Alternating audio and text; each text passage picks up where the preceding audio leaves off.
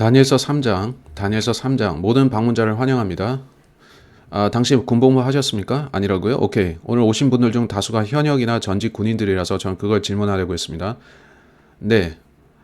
아멘, 아멘. 잘 오셨습니다. 다니엘서 3장. 이제 저는 이번 장을 즐겁게 연구했는데 여러분도 그러시길 바랍니다. 다니엘서는 실제 일어난 역사를 다루면서 또한 여전히 진행 중인 미래의 예언을 담고 있습니다. 1장에서 우리는 다니엘이 포로로 끌려와서 거세된 것을 봤죠. 사람들이 썼던 댓글들을 보다 보면 그가 내시인 것을 저는 몰랐어요 라는 반응도 있었는데 우리는 내시가 어떤 건지 봤고 어떤 이들은 아시지만 그걸 생각 못했던 겁니다. 그들은 내시가 페니스를 자른 것으로 생각했는데 그게 아니라 고환들을 잘라서 후세를 낳지 못하게 한 것이고 그게 내시입니다. 그들이 왜 다니엘을 그렇게 했냐 하면 그가 왕가에 속해섰기 때문이죠. 이론적으로 따라서 만일 다른 왕족들이 다 죽었다면 다니엘이 아이를 낳을 경우 그가 왕의 계보를 이을 수도 있었죠. 이 얼마나 끔찍한지 당신은 자신을 납치해서 내시로 만든 국가에 사는 것을 상상할 수 있습니까? 당신은 그들에게 좋은 감정을 가질 수 있겠습니까? 따라서 우리가 읽어가는 본문에서 그가 실제 어떤 일을 겪었을지 생각해 보세요. 추측하기로 그는 그들을 용서했었겠지만 그는 여전히 나는 당신들의 신들을 따르지 않겠다. 나는 나의 하나님을 믿겠다는 자세를 견지하죠. 그는 그 자세를 견지하는데 어쨌든 그는 납치되어 거세되었죠. 근데 우리는 그가 자신의 믿음을 지키는 것을 보는데 즉 그는 그들의 우상들 혹은 그들의 거짓 신들에게 희생된 짐승의 고기를 먹지 않았죠. 우리는 그가 하나님께 충성할 때마다 하나님께서 그를 축복하시는 것을 봅니다. 우리는 오늘 그걸 볼 텐데 그만이 아니라 다른 3명의 히브리 청년들을 볼 겁니다. 그들 또한 신조를 지켰고 하나님께서 그들을 불 속에서 지키셨죠. 정말이지 저는 이걸 빨리 이야기하고 싶은데 참 놀라운 스토리입니다. 근데 2장에서 우리는 네부카드네자르와 그의 꿈에 대해서 봤습니다. 저는 그것을 네부칸네자리라 발음하는데 오케이 저는 묵음인 H를 발음합니다. 혹자는 그걸 네뷰찬네자리라고 읽고 저는 항상 네부칸네자리라 읽습니다. 이게 다니엘서 3장의 개요입니다. 우린 그거 잠시 보겠고 2장에서 무슨 일이 있었습니까? 2장에서 우리는 네부칸네자르와 그의 꿈, 그가 그것을 잊은 것을 봤습니다. 한데 참된 하나님께서 다니엘에게 그 꿈의 내용과 해석을 계시해 주셨습니다. 왕은 이에 깊은 인상을 받았고 와우 너는 왕국의 둘째 치리자가 되어라 했습니다. 다니엘은 그 영광을 자신이 아닌 하나님께로 돌렸는데 우리는 다니엘의 겸손함에 대해서 봤습니다. 네부칸네잘은 다니엘과 그의 하나님을 칭송하는데 다니엘서 2장 47절에서 그가 하는 말을 보십시오. 이는 혹자가 댓글을 달기를 저는 네부칸네잘이 구원받은 것 같아요 라 했기 때문이죠. 그가 자신의 거짓 신들을 내려놨다는 건데 우리는 이 책을 아직 보는 중이고 이제 이후에 무슨 일이 일어난지를 봅시다. 왕은 다니엘의 하나님을 자신이 섬기던 신들의 목록에 추가한 것 같습니다. 그런데 다니엘서 2장 47절에 보면 왕이 다니엘에게 대답하여 말하기를 그대가 이 비밀을 계시할 수 있던 것을 보니 참으로 그대들의 하나님께서는 신들의 한 하나님이시오 만왕의 한 주이시며 비밀들을 계시하시는 분이시로다 하였더라. 그는 나의 하나님이라 말하고 있지 않습니다. 그는 계속해서 그대들의 하나님이라 합니다. 따라서 저는 그가 구약적 의미에서 구원받았을 거라 믿기 힘든데 우리가 읽어가다 보면 한 번, 두 번, 그리고 3번 그가 하나님께 얻어맞는 거 봅니다. 여러분은 네부칸네잘이 결국 하늘에 갔는지 궁금할 겁니다. 여러분은 그 이교도들의 사고방식을 이해해야 하는데 그들은 많은 신들을 섬겼습니다. 따라서 그는 다니엘의 하나님을 자신의 신들 중에 하나로 추가하고 하나님을 신들 중에 머리로 삼았겠죠. 그런데 그 거짓 신들, 그것들은 실제 뭔가요? 타락천사들입니다. 그들은 마귀들, 네피림들입니다. 그렇다면 실제로는 신성모독인데 참된 창조주를 타락한 피조물들 중 하나에 포함시켰기 때문이죠. 이 본문 전체를 보면서 우리는 그들의 생각들을 이해해야 합니다. 그러면 여러분은 실제 일어나는 일을 이해하게 되는데 이건 단지 정치적인 일이 아닌 영적 전투이기 때문이죠. 다니엘은 자신의 매일의 삶 속에서 분투해야 했습니다. 우리가 보겠지만 이 3명의 히브리 청년들도 분투했고 근데 그들은 권력자의 위치에 있었습니다. 참 그건 말도 안 되는데 이해하기 힘들지만 하나님께서는 그들을 잊지 않으신 거죠. 아멘. 하나님께서는 그 유대인들과 또 그들에게 하신 약속들을 잊지 않으셨습니다. 이제 네부칸네잘은 다니엘과 그의 하나님을 칭송하는데 2장 47절에서 그는 주님을 신들의 한 하나님이라 부르고 만왕의 한 주라 부르죠. 네부칸네잘이 다니엘의 하나님을 믿었습니까? 전 아니라고 봅니다. 그는 그러지 않고 주님을 그의 신들 중 하나로 추가했습니다. 근데 이번 장에서 우리는 네부칸네잘이 모든 백성으로 하여금 한 형상 혹은 우상에 경배하게 만들려 하는 것을 봅니다. 우리가 볼 것은 네부칸네잘이 현저하게 적그리스도의 모형이 된다는 겁니다. 여러분은 성경에 18명의 적그리스도 모형이 있는 거 아십니까? 그것은 6 더하기 6 더하기 6인데 하필 그렇습니다. 숫자가 그런 의미를 갖는 게 놀랍지 않습니까? 전 지금 그것들을 다 말할 수 있는데 제가 그렇게 바라십니까? 제가 이전에 다녔던 성경학교에서 학생이 졸업하기 전에 했던 질문들 중 하나가 이겁니다. 자, 적그리스도 18가지 모형을 말해주세요. 우리 그걸 기억하고 있어야 했습니다. 이제 보면 카인, 하만, 골리앗, 사울, 파라오, 헤롯, 압살롬, 나발, 아합, 시스라, 님롯, 옥, 솔로몬, 유다, 네부카네잘, 사네립, 또 알렉산더 대왕까지 이렇게 18명이 적그리스도의 모형입니다. 오케이? 제가 적그리스도의 18가지 모형에 대한 유튜브 영상도 올린 것 같은데요. 우리는 성경에서 적그리스도의 모형인 인물들을 보는데 그들 중 일부는 적그리스도가 머리에 상처를 입는 것처럼 자신의 눈 혹은 머리에 상처를 입습니다. 기억하시죠? 여기서 창세기 3장의 약속을 우리는 상기하게 되는데 뱀의 머리가 상하리라고 했죠. 따라서 적그리스도의 모형, 어떻게 그가 적그리스도의 모형이 됩니까? 우리는 그걸 보려고 하는데 그건 이제 그걸 잠시 보겠습니다. 그가 적그리스도의 모형인 것은 놀랍습니다. 다니엘서 3장의 개요는 1에서 3절은 금신상에 대한 것입니다. 지난주 기억하시겠지만 하나님께서 왕에게 꿈을 주셨죠. 그 꿈에 한 형상이 나왔는데 그가 볼 때 그것은 한 우상이었습니다. 그 머리가 금으로 되어 있었고요. 그래서 이번 장에서 그는 금으로 형상을 만들게 합니다. 이제 그게 누구를 따라 만든 것이냐 하면 그 자신이었습니다. 본문을 보면서 저는 그것이 그의 형상이었다고 생각합니다. 그는 그 꿈을 하나님의 경고로 받아들이기보다는 그래 내가 금머리지 하고 자만한 겁니다. 모두에게 내가 금머리인 걸 보여주겠다 한 거죠. 그래서 그는 금 형상을 만들고 사람들이 그걸 경배하게 시켰는데 그것이 그 자신의 형상 아니었을까요? 아마 그것은 오벨리스크의 형태였겠지만 거기에 자신의 얼굴이나 그런 것을 새겼겠죠. 저는 그것이 궁금합니다. 그렇다면 그는 그다지 겸손하지 않았던 거죠. 그는 참 하나님이 나를 인정했어. 나는 모두에게 그것을 과시할 거고 모두가 내 말을 따르게 만들겠어 했는데 그것은 다소 권력 남용한 것이고 그건 pun intended had. 그의 권력이 머리에 쏠렸던 건가요? 저희 아빠의 농담이었는데 안 웃기시나요? 아버지 농담입니다. 오케이. 4에서 7절 경배하라는 포고령이 내려집니다. 오케이. 그는 이 형상에 경배하라는 포고를 내리는데 여러분 뭔가 떠오르죠? 요한계시록의 적그리스도인데 우린 그걸 볼 겁니다.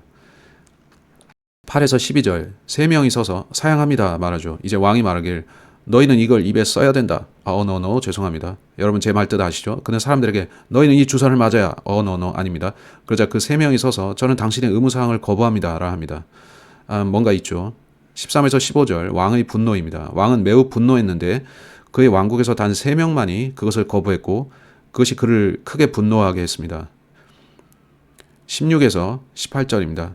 그 유대인들은 자신들의 입장을 밝히는데 그건 놀랍죠. 19에서 27절 누군가 용광로 속에서 그들을 맞이합니다. 어떤 방문자죠.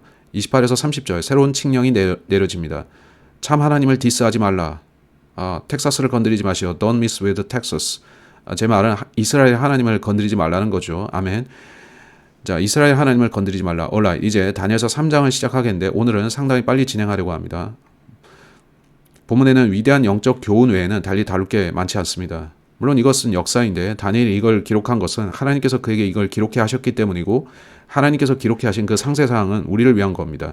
다니엘은 그때 이런 형상이 세워졌다 하고 간략히 쓸 수 있었지만 그럼에도 그는 그 형상의 크기와 여러 가지를 말하는데 그 세부 사항들은 미래의 어떤 것과 매칭됩니다. 대환란에 처한 유대인들이 이 책을 읽을 때 그것은 그들의 이해를 돕는데 와우 자신이 메시아라 말하는 저 남자는 저때 그 남자와 비슷하네 하고 어쩌면 그들은 짐승의 표를 거절할 수도 있을 겁니다. 오케이. 따라서 다니엘서 3장 1절입니다. 네부카드네자르 왕이 금으로 한 형상을 만들었는데 그것의 높이가 60큐빗이요 그것의 너비가 6큐빗이었더라. 그가 그것을 바빌론 속주의 두라 평야에 세웠더라.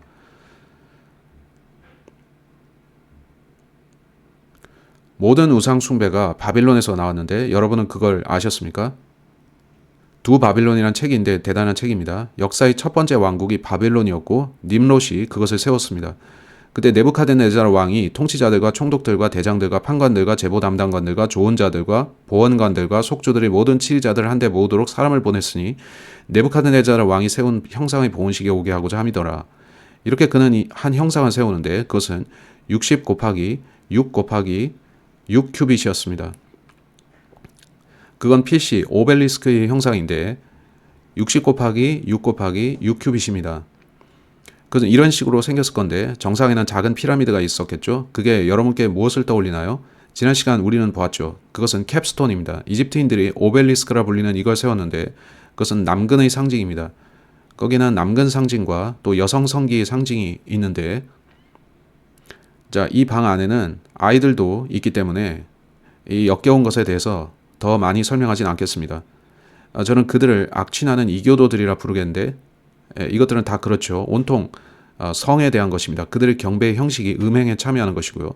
로마인들은 더욱 최악이었는데 로마인들은 음행하면서 술을 마셨습니다. 그들은 계속 먹다가 의도적으로 토하고 똑같은 것을 되풀이했습니다. 그 더러움과 역겨움에 빠진 사람들을 생각해 보세요. 그게 그들이 경배하는 방식인데 이것이 그것의 상징이었고 그들은 기본적으로 헤이 나는 남자야 하는 거고 이건 참 흥미롭습니다.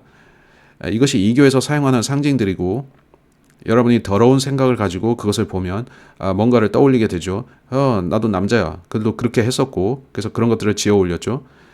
따라서 남근 상징은 남성에 대한 것이고 여성 성기 상징은 오목하게 생겼습니다. 그것은 여성을 나타낸다는 거죠. 오목한 것과 볼록한 것. 자, 그런 두 가지 상징이 있다는 것입니다. 여성에 대응되는 여성 성기의 상징과 남성에 해당되는 남근의 상징이 있었습니다. 오케이. 이걸 알고 계셨어야 하는데 고대 이방 종교들은 다 그러한 것들입니다. 그래서 고등학교들에서는 이런 상징물들을 가지고 농담을 하는데 그건 그들이 영적이지 않고 어려서 그렇습니다. 여러분 그런 상징을 여기서 보는데 그것의 의미를 아시겠죠? 자, 이제 이게 어디에 서 있습니까? 여러분은 미국 수도에 이것들 중 하나 보지 않습니까? 워싱턴 DC에는 그들이 워싱턴 마뉴먼트라 부르는 게 있는데 워싱턴 마뉴먼트는 555피트 높이입니다. 그거 아셨습니까? 또한 그것의 기반은 땅속 111피트로 내려갑니다. 그래서 워싱턴 기념비는 바닥에서부터 꼭대기까지가 666피트입니다. 이것도 우연인가요? 아니면 그걸 만든 사탄 숭배자 메이슨들이 의도적으로 그렇게 조성한 건가요? 이제 여러분은 보는데 이것은 60큐빗, 6큐빗, 6큐빗짜리입니다. 여기는 뭐가 보이시나요? 666이죠. 여러분은 이 모든 것의 배후에 사탄이 있다는 걸 아시겠습니까? 이제 그들은 신들인데 신들이 뭡니까? 그들은 타락 천사들입니다. 한때 그들은 거인들을 신들로 섬겼습니다. 거인이 죽자 거인의 영이 몸에서 빠져나와 이제 몸에서 분리된 영으로서 세상을 떠도는데 저는 몸을 찾아다니는 마귀들의 기원이 그렇다고 봅니다. 근데 아십니까? 많은 이들이 음행할 때 제 생각에 마귀들이 그들 안에 들어오고 그 마귀들도 같이 즐기면서 그 사람들의 음행에 동참했을 것이라고 봅니다. 이런 거 말하는 거 싫지만 저는 여러분이 본문의 상황을 이해하길 바랍니다. 이 네부카드네자르라는 자는 좋은 사람이 아닙니다. 그는 모든 이교도들이 행한 이 사악한 활동들과 관여되어 있죠. 이해하셨습니까? 제가 마귀 들린 여인과 마주쳤던 얘기 해드릴까요? 그러면 이해하기 쉬우실 겁니다. 그녀는 네 말해달라고요? 오케이. 한 번은 제가 버스를 타고 가는데 당시 성경학교에 다니던 저는 와이오밍에서 집으로 돌아가는 중이었던 것 같습니다. 우리는 여름방학 때문에 나가 있었는데 저는 버스를 잡아 탔고 부모님이 돌아오시기 전에 먼저 집에 들어가고자 했습니다. 저는 버스 뒤쪽에 자리 잡고 성경을 읽고 있었습니다. 근데 눈을 들어보니 제가 앉아있는 데서 좌석 3개 사이로 저는 통로 쪽 좌석에 앉아 있었는데 제가 보니 한 경찰관이 한 여인을 버스 안에 데려왔습니다. 저는 이 단어를 혐오하지만 달리 표현할 말이 없어서 그 여인은 매춘부 같았습니다. 달리는 표현할 말이 없는데 그녀의 복장은 끔찍했습니다. 이 경찰관이 그녀를 버스 안으로 데려왔고 뒤쪽으로 데려오더니 창가 좌석에 앉혔습니다. 그래서 우리 사이에는 좌석 하나가 있었습니다. 저는 성경을 읽고 있었는데 그가 대체 왜 그런 걸까요? 저는 그를 쳐다봤고 그는 그녀의 가방을 가져오고 그녀를 자리에 앉혔습니다. 그녀의 몸에선 가솔린 냄새 같은 게 나는데 제 말은 악취가 났다는 겁니다. 그는 그녀의 가방 지퍼를 열고서 맥주 6개들이 캔을 꺼냈습니다.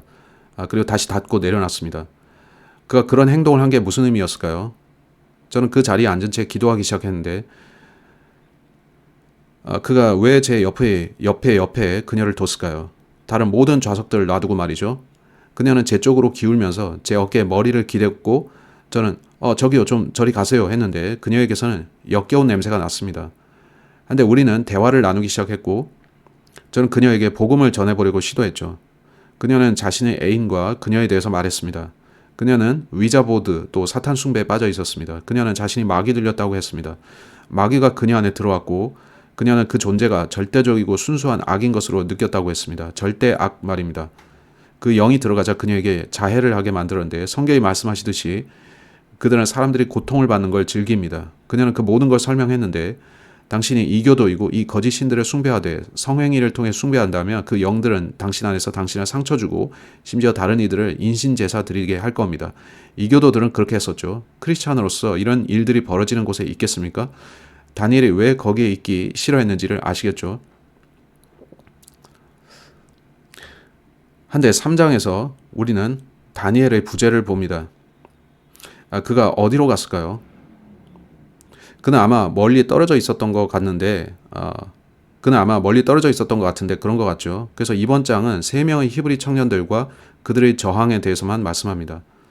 어쨌든 저는 이 일의 악함을 여러분께 말씀드립니다. 아까 그 여인은 사악했었고 결국 어떻게 된지 아세요? 그녀는 옆자리로 갔고 제 옆에는 홈리스로 보이는 한 남자가 앉았는데 그가 제 옆에 자리에 앉았죠. 저는 그에게 복음 전도지를 줬고 그는 제가 성경을 읽는 걸 알자 저와 말을 섞으려 들지 않았습니다. 그는 그 여자와 키스하기 시작했고 다음번 정류장에서 그들은 내려서 돌아오지 않았죠. 그들이 뭘 했고 어디로 간지 누가 알겠나요? 한데 그녀는 6팩들이 있는 맥주캔을 담은 그녀의 작은 가방을 놓고 갔고 저는 그들이 어떤 종류의 사람들이기에 그들은 아무 생각이 없었습니다. 그들은 본능에 따라 살아갔습니다. 그녀가 마귀들의 인도를 받는 걸 보는 건 정말 애석했는데 이제 이걸 들은 여러분은 본문에서 일어난 일을 보시면 네부카드네자르가 선한 사람이 아닌 걸 아실 겁니다. 그리고 이 바벨론 왕국도 선한 왕국이 아닌데 그들은 거기서 우상에 경배하고 있습니다. 기본적으로 그는 나는 대단한 존재니까 나를 숭배하라고 합니다. 오케이, 제가 여러분 화나게 했습니까? 저는 그 사람들이 그렇게 생각했다고 말하는 거고 그는 거기에 이 물건을 세웠습니다. 그는 그것에 경배합니다. 그는 내심 이것이 나라고 하죠. 이제 60 곱하기 6 곱하기 6, 666입니다. 단위는 큐빗이고요. 큐빗에 대해서 볼까요? 1큐빗은 18인치입니다. 산수를 해보면 60큐빗을 환산하면 90피트가 됩니다. 자, 90피트 높이 또 가로 세로가 6큐빗인데 그것을 환산하면 9피트씩이 됩니다. 그렇다면 90 곱하기 9 곱하기 9 피트가 됩니다.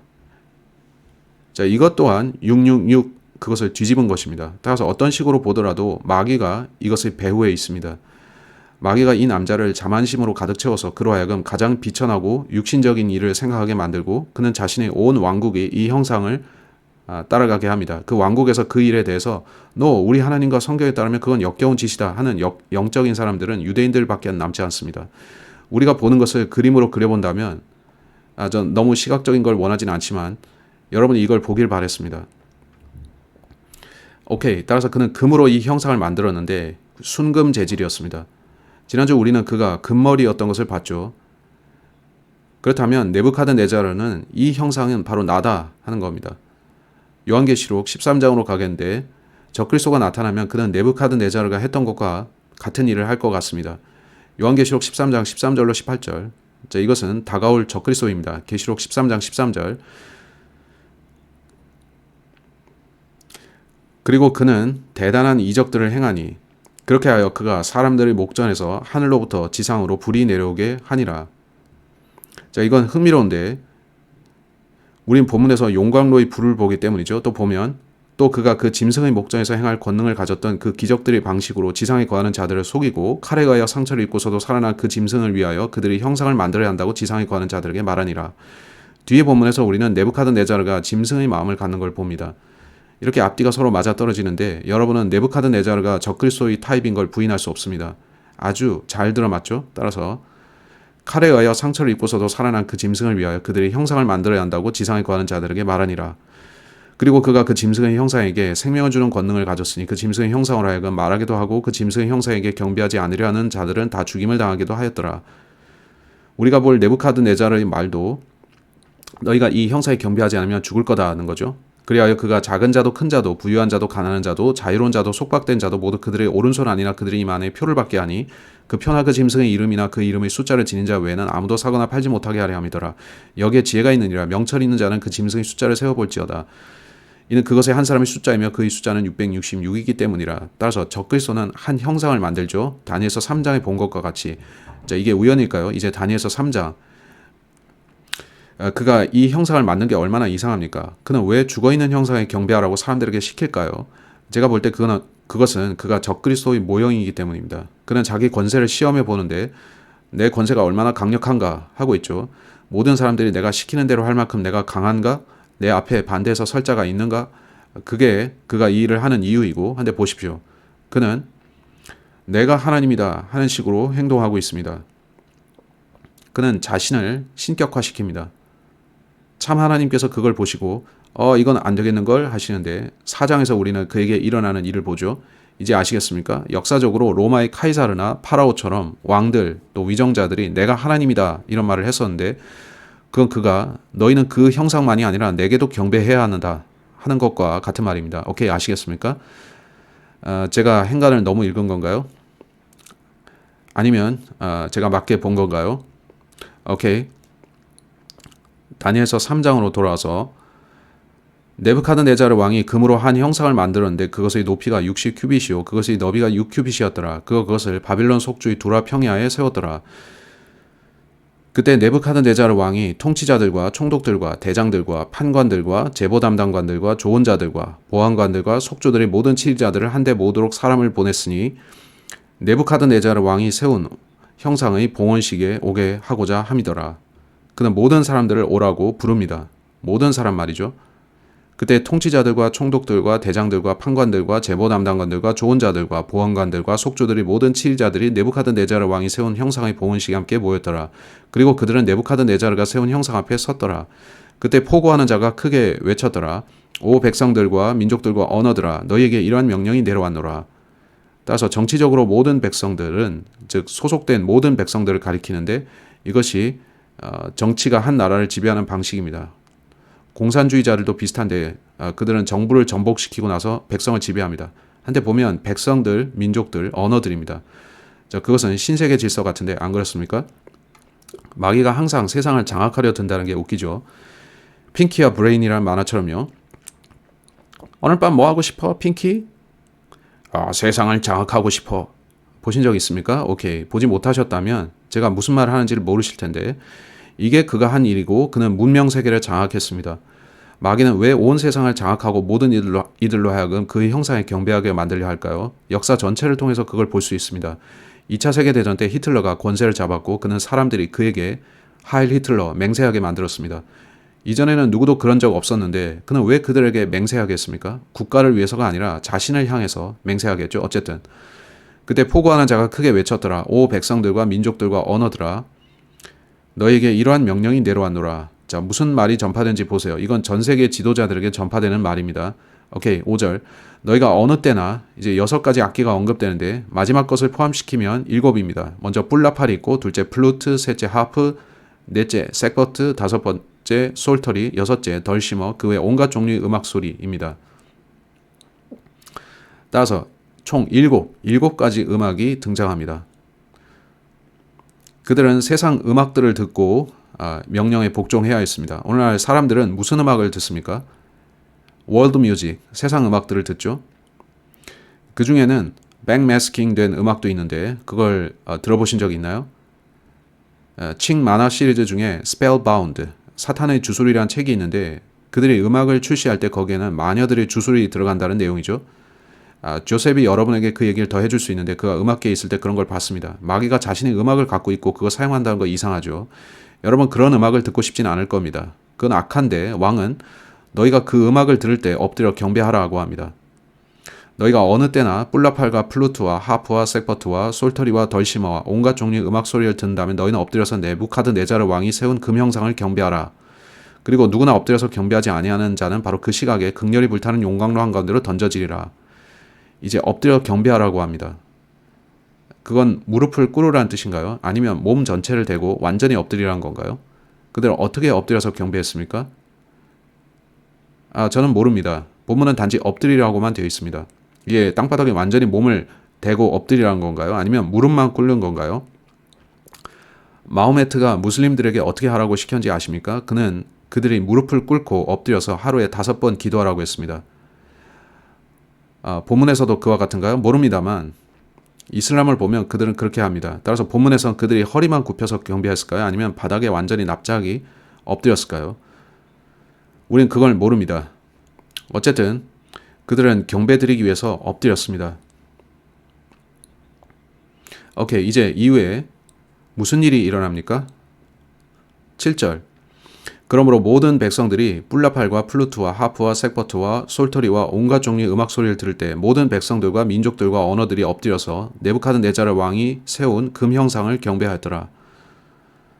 따라서 이건 왕에 의해서 강제된 범세계적 우상 숭배인데 여기에 동참하지 않으면 사형에 처해집니다. 그들은 그런 자를 찾아서 죽이는데 적그리스도도 자신에게 경배하지 않는 자를 죽입니다. 그 해석이 맞다는 생각이 드십니까? 전 그렇습니다. 이러한 이유로 그때 어떤 칼데아인들이 가까이 나와서 유대인들을 고소하였더라. 자, 오케이, 무슨 일입니까? 그들이 네부카드네자르 왕에게 이같이 일러 말하였더라. 오 왕이여, 영원토록 사소서. 오 왕이여, 당신께서 칙령을 제정하셨으니 곧 뿔라팔과 플루트와 하프와 색버트와 솔터리와 덜시머와 온갖 종류의 음악 소리를 듣는 모든 사람마다 엎드려서 금 형상에 경배해야 한다는 것이니이다. 그런즉 누구나 엎드려서 경배하지 아니한다면 그는 극렬히 불타는 용광로 한가운데로 던져져야 하나이다. 당신께서 바빌론 속주의 정사들을 다스리라고 세우신 어떤 유대인들이 있으니 샤드락과 메샥과 아벳느고이니이다. 자, 그들의 히브리 이름은 하나니아, 미샤엘, 아자리아였습니다. 오 왕이여, 이 사람들은 당신을 개의치 아니하였나이다. 그들은 당신의 신들을 섬기지 아니하였고 당신께서 세우신 금 형상에게 경배하지도 아니하였나이다. 이제 어떻게 이 일이 생겼습니까? 오케이, 모든 사람들이 거기에 모여 있었고 음악이 연주되기 시작하자 그들 모두가 엎드렸거나 혹은 하루에 2-3번 정도 음악이 연주되고 경배가 반복되었을 수 있는데 저는 어떤 시기인지 모르지만 제가 항상 생각했던 건 그들이 나와서 정해진 시각을 기다리다가 갑자기 음악이 울리기 시작하면 다 엎드렸을 것이란 점입니다. 그들이 엎드려서 곁눈질을 해보니 3 남자가 여전히 서 있었겠죠. 그들은 경배 드리는 대신 고개를 빳빳이 들고 서 있었죠. 여러분은 무슨 일이 벌어졌을 것 같습니까? 그래서 그들은 깜짝 놀라서 왕에게 보고했습니다. 그들이 왕에게 가서 저 세 친구 어떻게 된 겁니까? 라고 묻죠. 그 세 친구들은 No, 거대한 페니스에 경배하는 것은 옳지 않아 라 했는데 오케이, 우상 숭배는 잘못된 거죠. 어떤 인간의 형상에 경배하는 것은 잘못된 일입니다.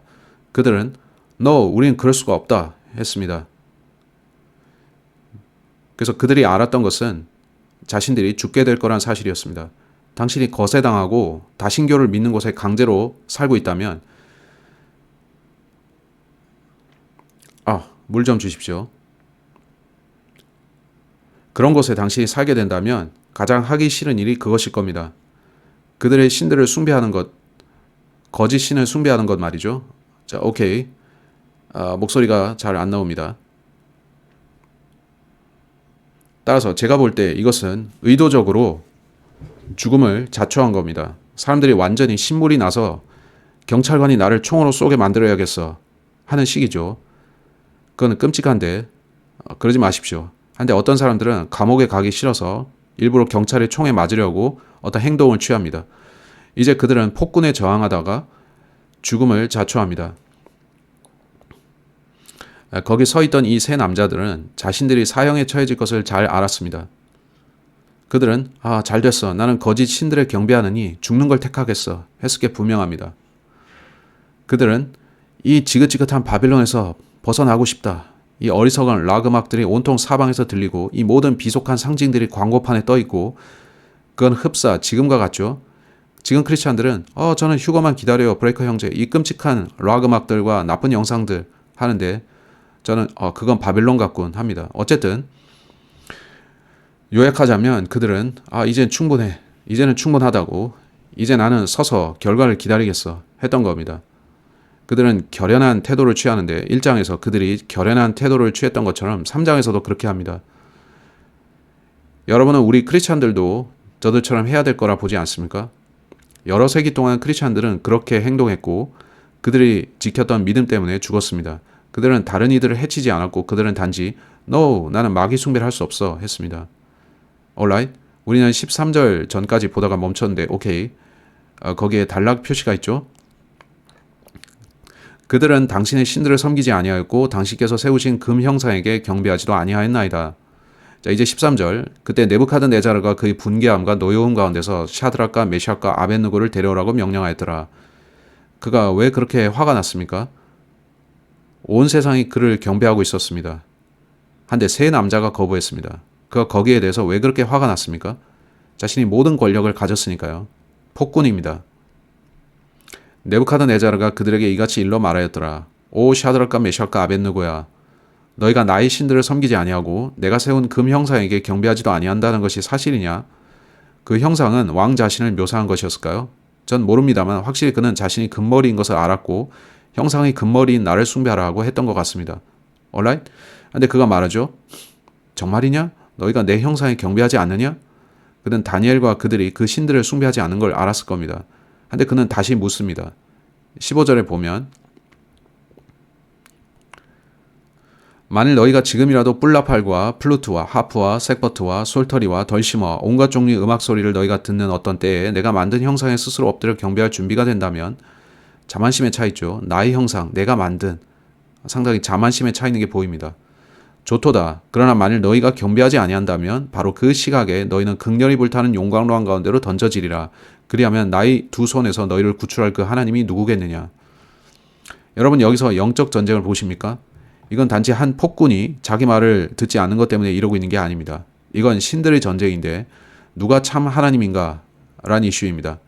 이 폭군이 일어나서 내가 신이다 하면서 너희는 나의 신들을 섬겨야 된다 합니다. 하늘의 하나님께서 그를 비웃으시면서 내가 또다시 그에게 뭔가를 보여주겠다 하시는데 왕은 이미 뭔가를 봤었죠. 주께서는 내가 다시 한번 그에게 보여주겠다 하시죠. 16절의 대답을 저는 좋아합니다.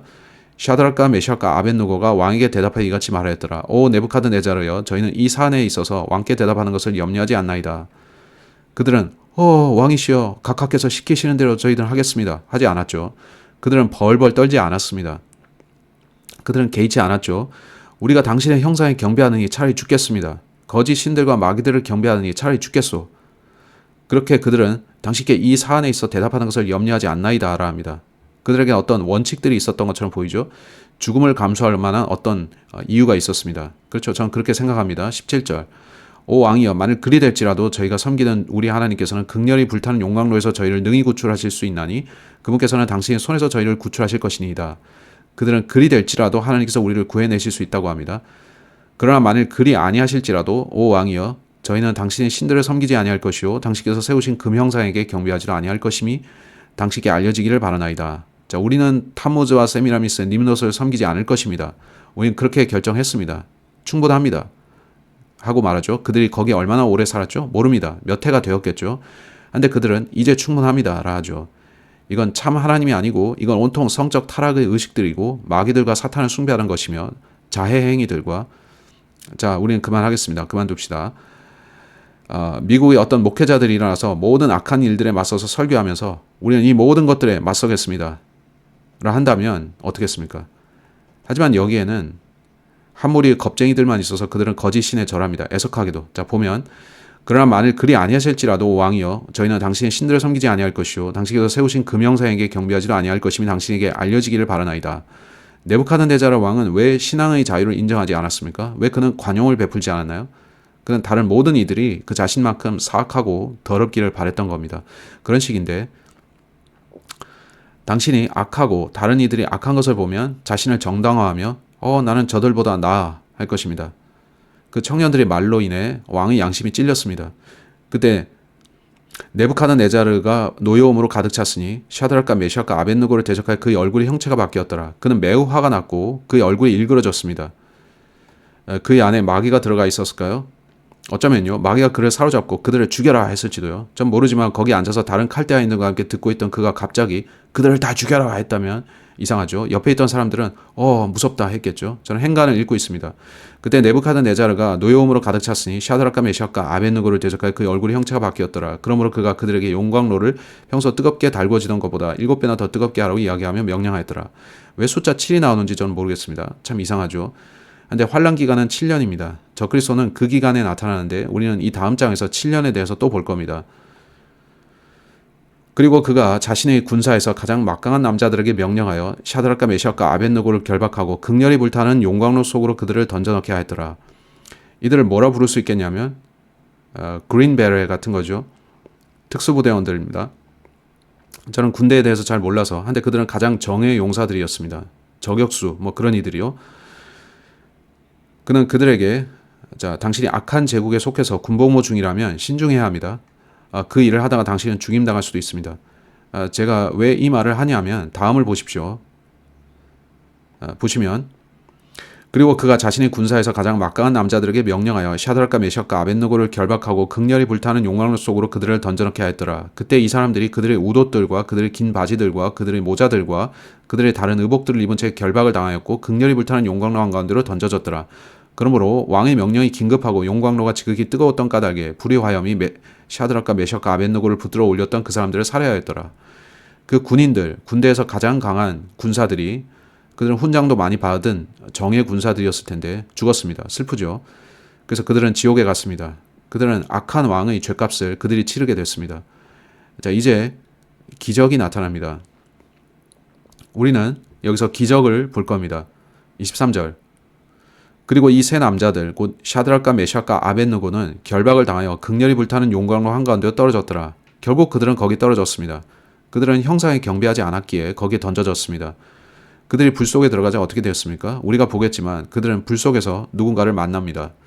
그들은 자신들이 보았던 누군가에게 경배드립니다. 거짓 신들이 아닙니다.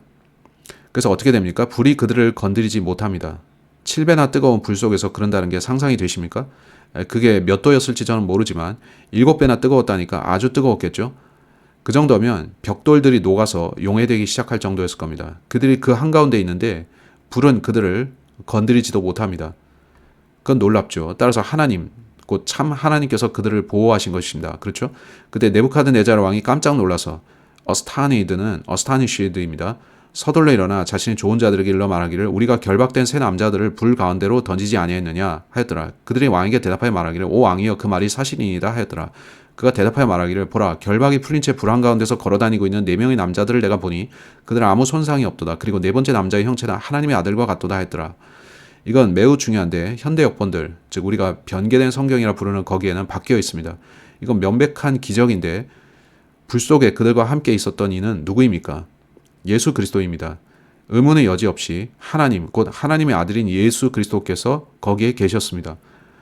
현대 역본들에는 어떻게 되어 있냐면 그들은 신들의 아들이라 해놨습니다. 그들이 왜 그렇게 했냐면은 하나님이라는 단어는 히브리어에서 엘로힘입니다. 기억하실 것은 IM이 등장할 때는 그 단어가 복수형입니다. 즉 히브리어에서 하나님은 복수형 어미를 갖는데 여러분 그거 아셨나요? 우리는 그 이유를 아는데 삼위일체 때문입니다. 그래서 우리는 성부 하나님, 성자, 성령을 봅니다. 그래서 문제는 없는데요. 근데 이 단어를 다른 언어로 번역할 경우에 문맥의 열쇠가 있습니다. 문맥에 맞게 번역이 돼야 합니다. 문맥이 번역 방향을 결정합니다. 새 역본들은 이 복수형의 단어를 신들의 아들이라고 번역했습니다. 그들이 말하기를 현대 역본들은 대단합니다. 더 정확하게 했습니다. 라는데 그들이 어떻게 변질시켰는지 아시겠습니까? 만일 그가 왕이 신들의 아들을 봤다면 뭘 본 건가요? 한 마귀를 본 건가요? 그 세 청년이 불 속에서 한 마귀에게 경배했나요? 새로운 역본들은 그렇게 했는데 그들은 저들이 거짓 신에 경배한 것처럼 만들었죠. 자, 그건 미쳤습니다. 저는 현대 역본들을 보지 않는데 그들은 성경 전체에서 가장 큰 기적들 중 하나인 이것을 그들이 거짓 신에게 경배한 것으로 바꿨습니다. 현대 역본들을 출간하는 저 사람들 구원 받았을까요? 아이일지라도 이 단어가 하나님의 아들로 번역돼야 하는 것은 알 겁니다. 이제 그들은 현대 역본들에 이와 같은 것들을 많이 넣어놨습니다. 그중 두 번째 케이스가 디모데후서 2장 15절입니다. 성경은 거기에서 진리 말씀을 바르게 나누어 너 자신을 하나님께 인정받은 자로서 부끄러워할 필요 없는 일꾼으로서 나타내도록 공부하라. 킹제임스 성경만이 여기에 스터디라는 단어를 썼습니다. 뉴 킹 제임스조차 이걸 바꿨습니다. 어떻게 바꿨냐면 make an effort 혹은 do your diligence 혹은 endeavor to라 바꿨습니다. 그렇게 읽으면 그걸 해야 하나님께 인정받는데 행위복음처럼 보이죠. 근데 당신이 그 전체 문맥을 살펴보면 저자는 디모데에게 하나님께 인정받고자 하면 성경을 공부하라 합니다. 따라서 스터디가 바른 단어입니다. 이는 문맥상으로 거기에 스터디가 들어가야 되기 때문이죠. 왜 현대 역본들은 그걸 바꿨을까요? 또 다른 예를 들자면 이사야서 7장 14절 거기에서 히브리어 단어는 처녀에 해당합니다.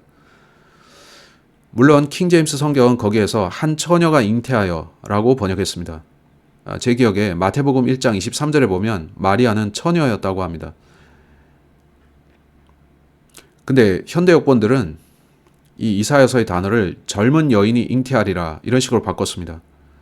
하나는 대단한 기적이고 또 다른 하나는 아주 흔한 일입니다. 처녀가 아이를 낳는다면 그건 기적입니다.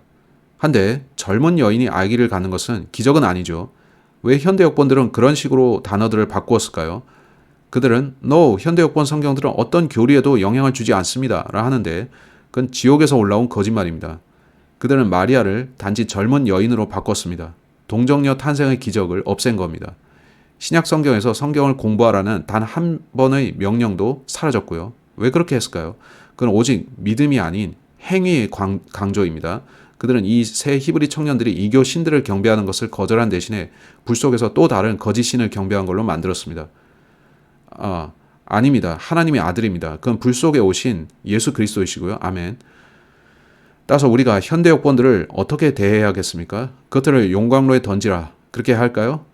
아니면 화장실 휴지로 쓰든지 모르겠습니다. 저는 킹제임스 성경 외에 다른 어떤 성경도 필요치 않습니다. 아시겠습니까? 제게 댓글과 이메일들이 오는데 당신 틀렸어요. 현대 역본들은 잘못된 게 없어요. 합니다. 그렇다면 가서 오벨리스크, 페니스 숭배하세요. 오케이, 제가 오늘 좀 적나라하게 말했다면 죄송한데 저는 이 마귀들이 여러분에게 현대 역본들은 괜찮아요. 그것들은 어떤 교리에도 영향이 없습니다. 하는 것에 화가 났습니다. 그들은 교리에 영향을 주는데 용광로 속의 이 청년들이 마귀를 숭배한 걸로 만들었습니다. No, 그들은 예수 그리스도께 경배했습니다. 킹제임스 성경이 아닌 다른 모든 성경을 서가에서 치우세요. 아멘. 당신 너무 교조적입니다. 아닙니다. 네, 그들은 새 히브리 청년들에게도 똑같이 말했을 겁니다. 그냥 절 한 번만 하지. 그 신들을 믿을 필요는 없고 그냥 절 한 번만 해. 하지만 그들은 경배하지 않은 유일한 사람들이었죠. 그 압박을 생각해 보세요. 그러나 그들은 꿋꿋이 자세를 지켰습니다. 저는 킹제임스 성경 편에 서 있을 거고요. 아멘. 현대 역본들은 변개되었습니다. 현대 역본들을 누가 내는지 추측해 보세요. 불신자들입니다. NIV는 킹제임스 성경보다 6만 단어가 줄었는데 그거 아셨습니까? NIV 위원회에서 일했던 두 사람 중 하나는 자신을 레즈비언이라 했고 또 다른 한 명은 호모입니다. 당신 그 역본을 가지고 뭐든 할 수 있겠지만 킹제임스 성경은 소돔족이라는 단어를 사용합니다. 성경을 번역한 그 레즈비안은 근데 여자가 성경을 번역해도 됩니까? 애초에 이브가 단어를 바꿨는데 단어를 빼고 더했습니다. 그녀는 좋은 선택이 아니죠. 근데 그 레즈비언은 킹제임스 성경의 소돔족을 성전 남창으로 바꿨습니다. 여러분 웃으시는데 그게 대체 뭔가요? 모르겠습니다. 따라서 이 현대 성경 역본들은 교리에 영향을 주고 있고 그 성경들은 하나님께서 말씀하신 것들을 바꿨습니다. 누군가가 난 이렇게 되어야 한다고 생각해 라는 의견대로 본문이 고쳐졌죠. 그들이 생각할 때 나는 여기에 신들의 아들이 들어가야 된다고 봐 라 한다면 그 자는 하나님과 수박도 구분할 줄 모르는 사람입니다. 그들이 그 단어가 신들의 아들이 되어야 한다고 생각한다면 결과적으로 그 청년들은 마귀에게 경배한 게 됩니다. 아닙니다. 하나님의 아들입니다. 다시 보십시오. 무슨 일이 일어나는지 다시 보십시오. 여기 네부카드네자르란 이 사내, 그는 다니엘의 하나님이 신들 중에 하나님이라고 생각하는 사람입니다. 신들 중 하나라는 거죠. 그는 주님을 그 신들 중에 하나로 여깁니다. 한데 25절에서 그가 하는 말을 보십시오. 그가 대답하여 말하기를 보라 결박이 풀린 채 불 한가운데서 걸어다니고 있는 4명의 남자들을 내가 보니 그들은 아무 손상이 없도다. 그리고 네 번째 남자의 형체는 하나님의 아들과 같도다 하였더라. 그가 무슨 고백을 하냐면 그가 참 하나님이시고 그분의 아들이시다 라는 겁니다. 여러분 왜 여기에 하나님의 아들이 나와야 되는지 아시겠나요? 그걸 신들의 아들로 바꾸는 건 이단적이고 신성모독이라는 것을 아시겠죠? 제가 충분히 강조했죠. 그렇길 바랍니다.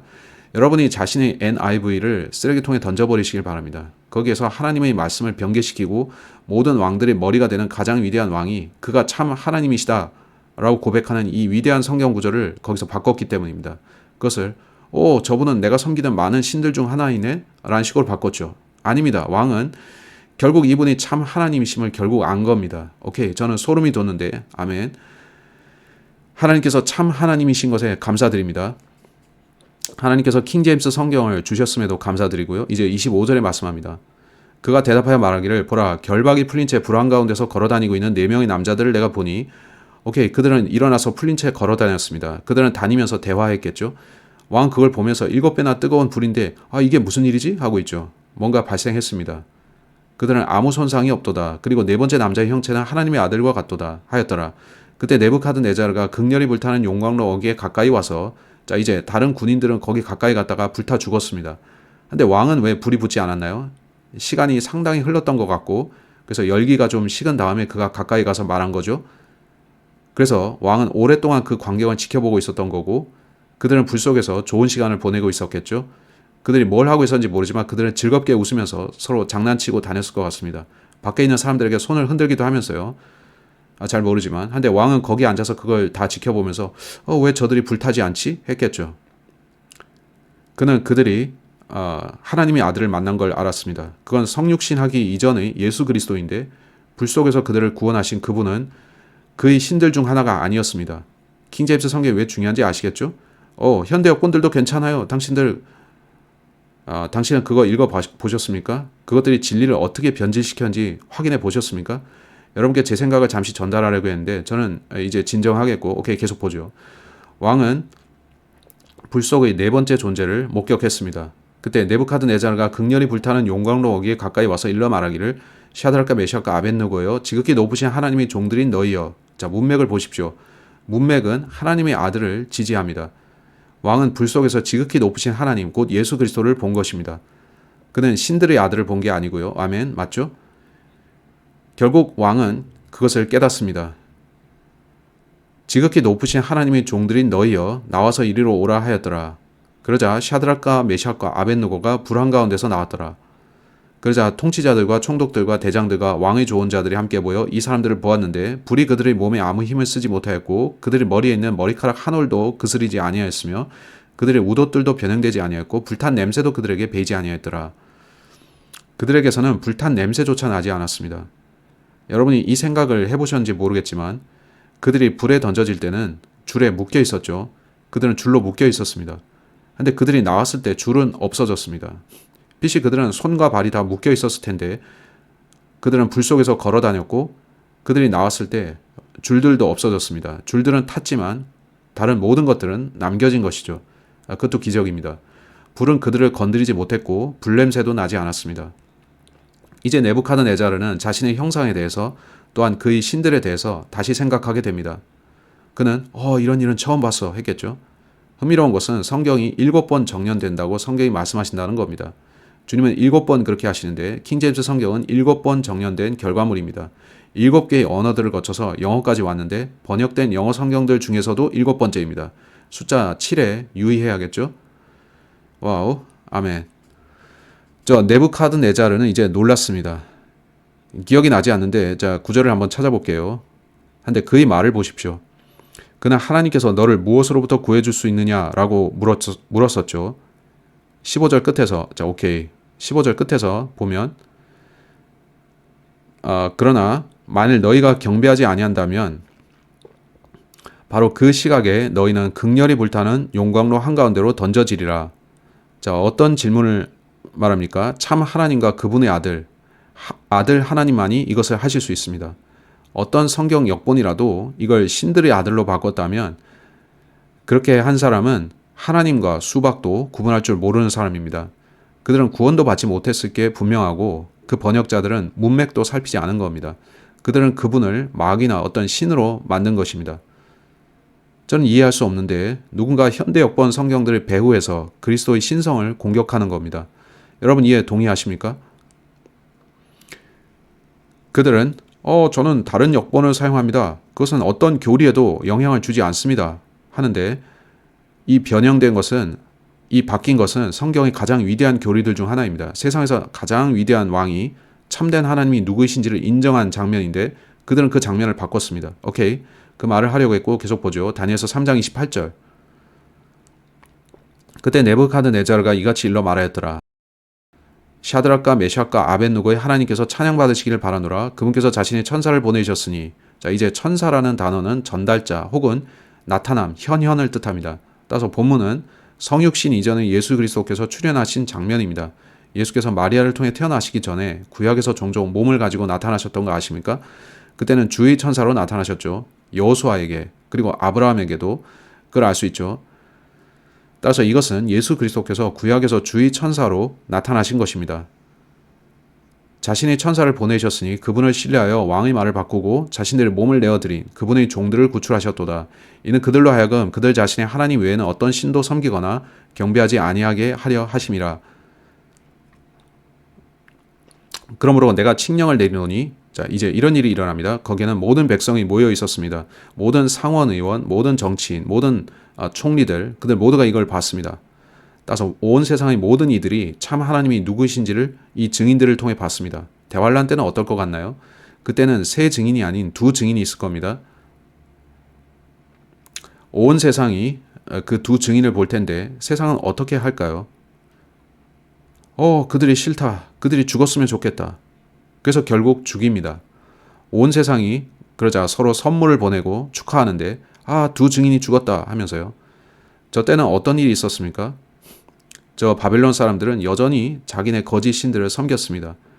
이 셋이 참 하나님께 구출되었다는 것을 그들은 상기하지도 않았을 것이고요. 어쨌든 그러므로 내가 칙령을 내리노니 샤드락과 메샥과 아벳누고의 하나님께 대적하여 어떤 것이라도 말하는 각각의 백성과 민족과 언어는 산산조각 날 것이요 그들의 집은 거름더미가 될 것이라. 이는 이러한 방도로 구출할 수 있는 다른 신이 없기 때문이라.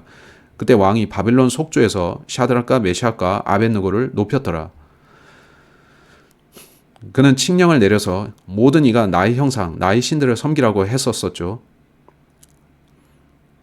그리고 이 일이 생기자 그는 돌이켜서 오케이. 근데 이 하나님과 이 사람들을 대적해서 너희는 어떤 잘못된 것을 말하면 안 된다 하죠. 그가 저 형상 숭배를 멈췄을까요? 아니면 그들은 그건 계속 했을까요? 계속 경배하면서도 이제는 자발적으로 하게 했겠죠. 이제는 그들의 종교적 자율성을 인정했을 것입니다. 제 종교는 제가 마스크를 쓸 필요가 없다고 합니다. 제 종교는 그걸 할 필요가 없다고 하죠. 그래서 그들은 종교적 자율성을 가졌는데 흥미롭지 않나요? 근데 그는 왜 내가 이 형상을 파괴하겠고 너희는 모든 거짓 신들을 철폐하고 이제부터는 이 참된 하나님께만 기도해라 하지 않나요? 보이십니까? 저는 그런 증거를 찾지 못합니다. 이제 그는 다니엘을 통해서 이스라엘의 하나님이 꿈과 계시를 주시는 참 하나님이신 걸 인지했었고 그래도 그는 자기 거짓 신들로 갔습니다. 이제 그는 샤드락, 메샥, 아벳느고를 통해 이분이 참 하나님이심을 또 한 번 알았지만 그분을 대적해서 말하지 말라 했을 뿐 자신의 생활 방식을 고치지는 않았습니다. 그래도 거기에 한 법이 생겼는데 유대인들의 하나님을 대적해서 말할 수가 없게 됐습니다. 그 법을 어기면 그 사람은 토막나고 그 집은 거름더미가 됩니다. 자, 당신이 숲속에 멋진 통나무 집을 갖고 있는데 너는 유대인과 그들의 하나님을 증오해라 한다면 저 도시를 쓰레기장으로 만들자. 모두 폐기물을 저기다 가져다 버려라. 하고 새로운 폐기물 처리장이 되었겠죠. 그래서 그건 웃기지만 우리는 하나님과 하나님의 백성이 거둔 승리를 봅니다. 하지만 세상이 진리를 받아들이기를 원치 않는 건 애석한 일이죠. 왜냐하면 본문에서 모든 사람은 그 하나님만 경배하라고 하지 않기 때문입니다. 안타깝게도 따라서 기적이 일어나고 끝으로 그들은 신분이 상승합니다. 다니엘이 참 하나님을 섬기고 꿈을 해석했더니 왕국의 둘째 신분이 되었듯이 이 셋이 진리 편에 섰더니 하나님께서 기적을 베푸시고 그들은 승격됩니다. 그 후에 그들이 어떻게 했을까요? 그들은 더 거리낌 없이 그들의 하나님에 대해서 선포했겠죠. 그럴지라도 정부는 그것을 막지 못했을 것입니다. 그들은 더 많은 자율권을 갖게 됐고 자유가 있는 곳에 주의 영이 머무십니다. 4장에서 네부갓네자르가 또다시 꿈을 꾸는데 이번에는 경고의 사인입니다. 그의 자만심으로 인해 그는 7년 동안 광인이 됩니다. 숫자 7, 7년 환란 생각나죠? 저는 다음 시간 네부갓네자르의 다음번 꿈을 다루는 게 정말 기다려지는데 그가 또 꿈을 꿉니다. 그건 그 자신에 대한 경고인데 그는 짐승처럼 됩니다. 그는 밖에서 풀을 먹는데 그의 손톱들이 자라고 머리털은 새의 깃털처럼 됩니다. 여러분 얼마나 머리가 굳은 자입니까? 어리석은 자입니까? 하필이면 그는 금머리인데 자 이것도 아빠의 농담입니다. 죄송합니다. 그건 놀라운데 얼마나 많은 표적이 더 필요했겠습니까? 그가 결국 깨닫기까지요. 그래서 그의 신들을 버리고 참 하나님을 신뢰하기까지 말입니다. 이 남자는 깨닫는데 상당히 둔합니다. 자 이제 어떤 질문이 있으면 받고 나서 이 시간 마치겠는데 이번 시간 준비하는 건 참 대단했습니다.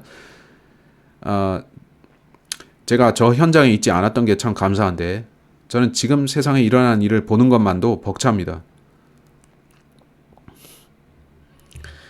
마귀들과 거짓 신들이 도처에 있는 그런 세상에 여러분이 산다고 생각해 보십시오. 저는 바빌론 같은 곳에 살고 싶지 않습니다.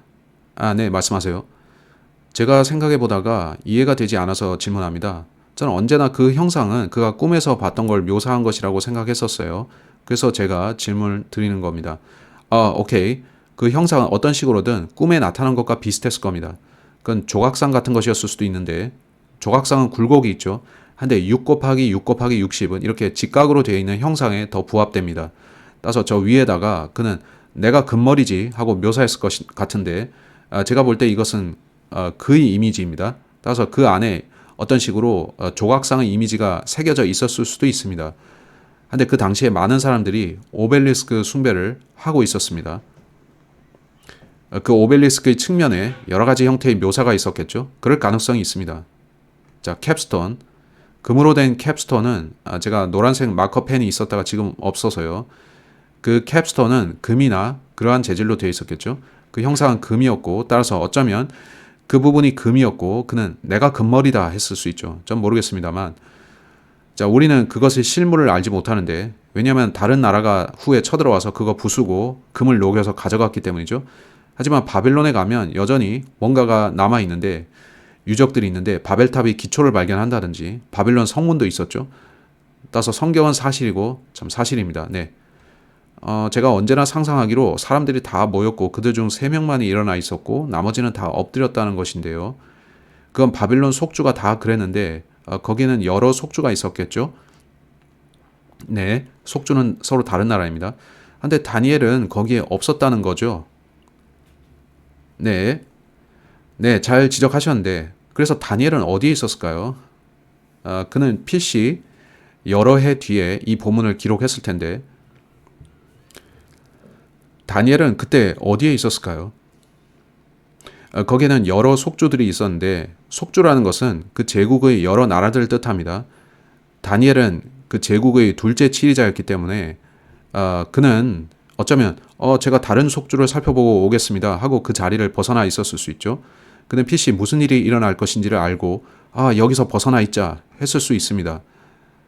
그건 잘한 건가요? 잘못한 건가요? 그가 거기에서 이 일의 와중에 있었을 수도 있고 아니면 다른 곳에 출장 가 있었을 수도 있는데 우린 모릅니다. 우리가 아는 것은 하나님께서 다니엘을 사용하셨듯이 그 세 히브리 청년들도 쓰셨다는 거죠. 놀랍습니다. 질문이 또 있는데요. 이거 어떻게 말해야 될지 모르겠지만 마귀가 사람 안에 들어가면 그 사람과 동화되어서 어떤 성적인 감정도 가지는 건가요? 네. 그래서 성경은 마귀들이 미혹하는 영들이라고 하는데 마귀는 사람의 몸 안에 들어갈 수 있고 그러면 그들은 그 사람이 느끼는 것을 같이 느낄 수 있습니다. 마귀가 뭔가요? 제가 믿기로 필시 거인의 몸에서 분리된 영입니다. 살아있을 때 그 거인은 성관계를 가졌었겠죠. 이제 그의 몸이 죽었고 그는 떠도는 영이 되었는데 그는 기억만 남아있고 더 이상 그 감각을 누리지 못하죠. 그가 뭘 원할까요? 그는 사람 안에 들어가서 그들과 같은 감정을 느끼길 원하겠죠. 그들이 그렇게 하는 이유가 그겁니다. 마귀는 더럽고 부정하며 사악한 일을 행하고 그걸 기뻐하는데 그런 식으로 그는 멸망을 향해 가죠. 그것에 대해서 더 말할 수 있지만 그만하겠습니다. 근데 여러분이 알리스터 크로울이라는 사내를 보시면 그는 자신을 짐승이라 불렀습니다. 그가 사탄의 교회를 시작했었고 그의 제자인 안톤 라베이가 사탄의 성경을 썼습니다. 그들이 하는 일들 중 하나는 음행입니다. 그들은 여러 가지 악한 일을 하면서 또한 학문 선교도 합니다. 순화시켜 표현하자면요. 그들은 소아 학문 선교를 통해서 어린아이의 순수성을 훔치는데 그들은 마귀들이 그런 것을 통해서 능력을 준다고 합니다. 그게 더럽고 추악한 거 아시겠나요? 오늘날 그들은 이렇게 말하는데 남자들과 소년들이 연인이 되는 건 문제 없다 하죠. 아닙니다. 여러분이 알아보시면 사탄은 그걸 통해서 그들에게 더 큰 권능을 준다 합니다. 그 모든 것이 사탄의 제도이고 유일한 답은 예수님입니다. 아멘. 그런 일들이 왜 일어나는지를 모르겠어요. 그들은 자기들이 하는 그 일이 사탄적이라는 것을 알지 못하는 채 그렇게 하는 것인가요?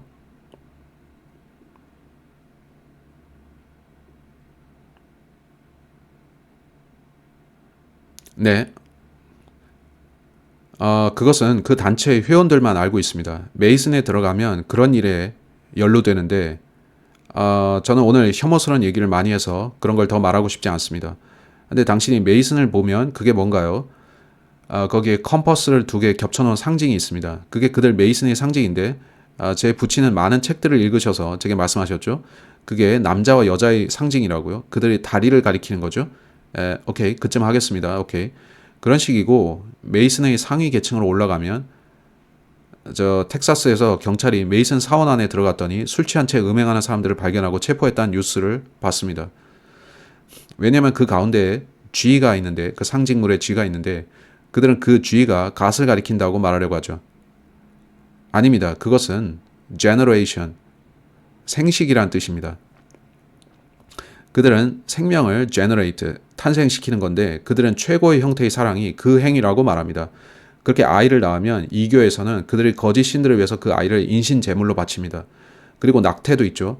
미국의 사탄주의자들 중에서 많은 자들이 낙태를 즐겨 행하는데, 이는 그들이 내가 내 아이를 죽이는 것은 나의 신에게 봉헌하는 것이다 하기 때문이죠. 낙태를 금지하려 하니까 그 사타니스트들이 격분했죠. 그러면 그들이 거짓 신들을 숭배할 수 없으니까요. 저는 이걸 말하고 싶었습니다. 오늘 역겨운 이야기를 충분히 해서 전 이런 얘기를 마치고자 했습니다. 저는 헤로도투스의 책을 읽었는데, 여러분 고대 역사가 헤로도투스 아십니까? 제가 알기로 그는 헬라어로 그 책을 썼는데, 그가 살았던 때는 예수님보다 수백 년 앞섰던 때였던 것 같습니다. 내용이 너무 웃깁니다. 여러분 그거 읽어봐야 합니다. 그는 이집트를 비롯해서 여러 곳에 돌아다녔는데, 그곳들에서 그는 어떤 이야기들을 받아 적었고 역사적 사건들의 실제 증거들을 보기도 했습니다. 그는 200~300년 전에 그 일들이 실제 있었음을 확인했죠. 그는 이 한 종족이 산지에 사는 이 백성을 대적해서 싸우러 왔는데, 산지 백성들은 싸우기를 원치 않아서, 자, 그가 말하기를, 이 내용을 편집해야 할 수도 있는데, 그가 말하기를, 여자의 성기를 묘사한 거대한 형상을 만들어 놓고 떠났다고 합니다. 이게 오늘날로 말하자면 뭐와 같나요? 당신이 남자가 아니라면, 오케이, 제가 쓸 말이 없네요. 그들은 그것을 실제 형상으로 만들어 세웠고, 그들이 산들로부터 나왔을 때 그들은 그것을 모욕으로 느꼈죠. 저게 무슨 뜻이냐 하고요. 그들은 유치하게 했고, 그건 아이들 같았죠. 안 그렇습니까? 그들은 서로 욕하고, 그건 읽을수록 재밌습니다. 실제 역사들에서 그런 일이 있었죠. 그들이 만든 이러한 상징들은 실제 있었던 겁니다. 왜냐하면 그들은 구원받지 않았고 더러운 마음을 지닌 자들이었으며 그런 생각들을 했었으니까요. 근데 헤로도투스는 사막에 가서 여성기 모양으로 생긴 형상을 찾았습니다. 그 형상은 그 무리에 대한 비난의 뜻으로 세워져 있었는데, 너희가 남자라면 왜 당당히 싸우지 않냐라는 뜻이었던 거죠. 그래서 역사는 참 정신 나간 일들 투성이고, 안 그렇습니까? 자, 이거는 편집해야 될 수도 있고, 저는 누구도 화나게 하고 싶지는 않았습니다. 여러분은 죄가 하나님을 화나게 하는 걸 아십니까? 따라서 죄는 우리도 화나게 합니다. 한 설교자가 이렇게 말했는데, 그들이 거침없이 죄를 짓는다면 우리는 거침없이 그것에 반대해서 설교해야 된다고 했죠. 그건 우리가 헤이, 그들은 이런 짓들을 하고 있어 라 말해야 한다는 거죠. 제가 보면 이들은 온통 음행하고 음란하며 악한 백성들인데, 그들은 사악한 방식으로 사탄을 숭배합니다. 그들과 반대편에 서서 크리스천으로서 바르게 행하고 그들을 따라가지 말아야 합니다. 애석하게도 미국에는 저런 형상이 세워져 있고, 워싱턴 DC 지도에서 저런 형태의 배치를 보셨습니까? 그거 설계한 사람 이름이 기억 안 나는데, 워싱턴 DC의 구조를 설계한 그 사람이 메이슨이었죠. 그는 올빼미나 여러 가지 비밀 상징들을 거기에 넣었는데, 이렇게 비밀 결사들이 세상을 주도하고 있습니다. 그들 모두는 바벨론으로부터 온 것이고요. 그들은 그것을 엘리시안 미스테리스, 그런 식으로 부릅니다. 당신이 비밀 결사에 들어가면 그들은 당신을 그들의 신비들로 입문시킬 것입니다. 그러면 바빌론까지 연결되는 온갖 것들로 가게 되는 것이죠. 스컬 앤 본스 비밀결사, 제이슨 비밀결사, 그 외에 더 있습니다. 대학에서 그들은 사람들을 영입합니다. 소름 끼치고 무섭죠. 참 하나님은 오직 예수 그리스도이시고, 그분만이 당신을 불타는 용광로에서 건지실 수 있습니다. 아멘. 후. 멋진 마무리였습니다. 또 누구 질문 있으십니까? 엘리시안 신비에 대해서 저 궁금합니다. Alright?